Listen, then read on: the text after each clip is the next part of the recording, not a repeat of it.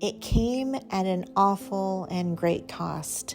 But today, friends, I can tell you with assurance that you are healed by his wounds. I'm Ingrid Carlsen. This is Cara Tootie, and I am so glad that you are here with me. We are posting a little late tonight, but trying to get in before the day is over. I may not make it, but no matter what the obstacles are, we are going to get this posted. So let's go ahead and get started with a word of prayer. Dear Heavenly Father, we thank you so much for just always being with us. We thank you for your provisions, for your promises, and for your word that is grounded and that we can fill our hearts with it and know without a shadow of a doubt that you, the Almighty God, the King of Kings, the Lord of Lords, loves us. Lord, I just thank you for everyone that is listening here tonight, that you have handpicked each single person and that you know every hair on their heads, Lord. I pray that you send them your love, your peace, and your comfort tonight, and that they can just feel your presence so strongly.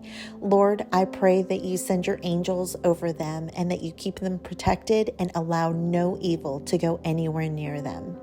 Lord, I pray for whatever ailments there are, whether it's physical not feeling well, mentally not feeling well, or anything else. I just pray that you hear their prayers. And Lord, I pray that as we are going to talk about in your word, that through the sacrifice of your Son, that our wounds are healed, that we are healed, and it is only through you.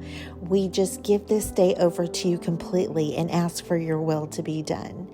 As we get started in your word, I just pray that you open our hearts and our minds and that we can give you all of the glory that you deserve.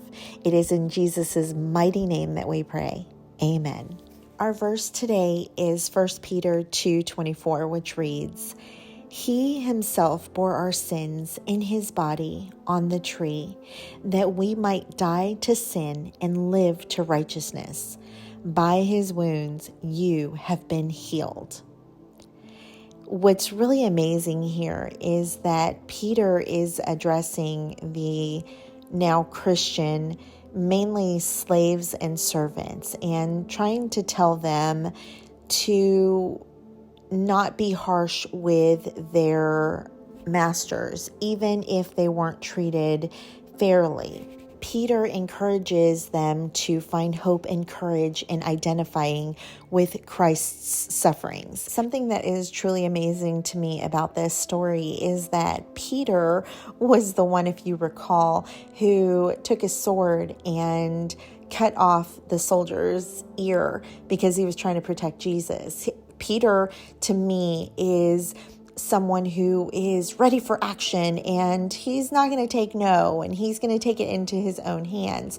So much so that I think there is a conflict with Jesus at one point with him because of that.